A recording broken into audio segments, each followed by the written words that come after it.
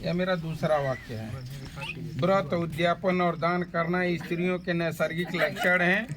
इस धार्मिक कार्यों में आप हस्तक्षेप न करें। यह मेरा तीसरा वाक्य है।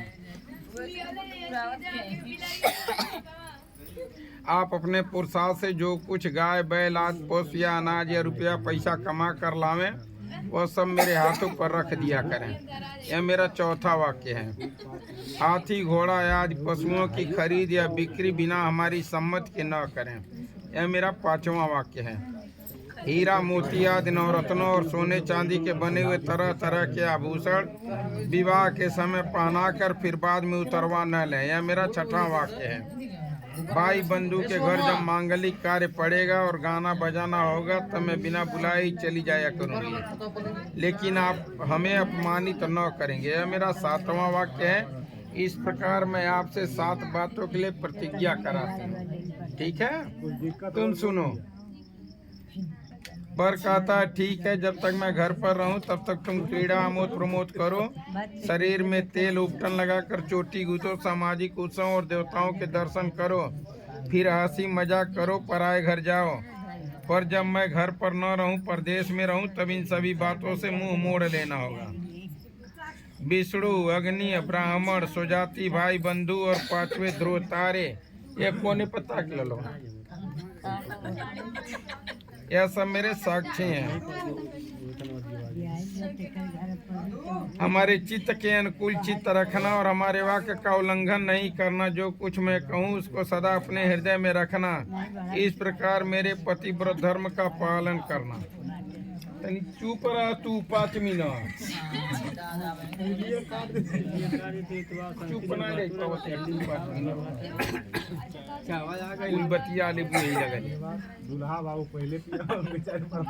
हमारे चित्त के अनुकूल चित्त रखना और हमारे वाक्य का उल्लंघन नहीं करना। जो कुछ मैं कहूँ उसको सदा अपने हृदय में रखना। इस प्रकार मेरे पतिव्रत धर्म का पालन करना। मुझे जिस प्रकार संतोष हो वही कार्य करना और हमारे भाई बंधुओं का आदर के साथ भक्ति भाव रखना। हे पतिव्रत धर्म के पालन करने वाली है, मेरी आज्ञा का पालन करना होगा। बिना पत्नी के गृहस्थाश्रम धर्म का पालन नहीं हो सकता। अतः तुम मेरी विश्वास पात्र बनो। अब तुम मेरी बामांगनी बनो। ठीक है, चद्दर ले वाड़ करे के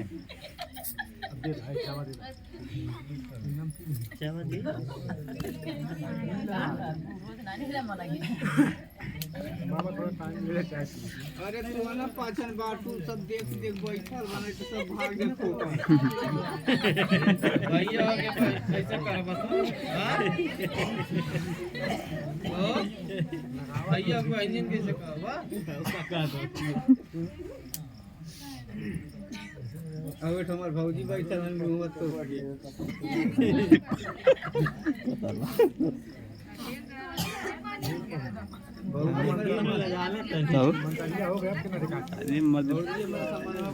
क्लियर हो जाता पहले।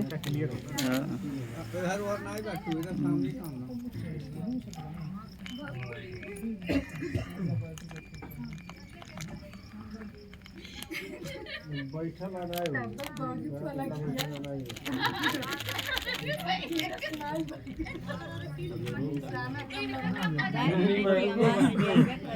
नहीं हमारी हेलो दावा। दूसरा बात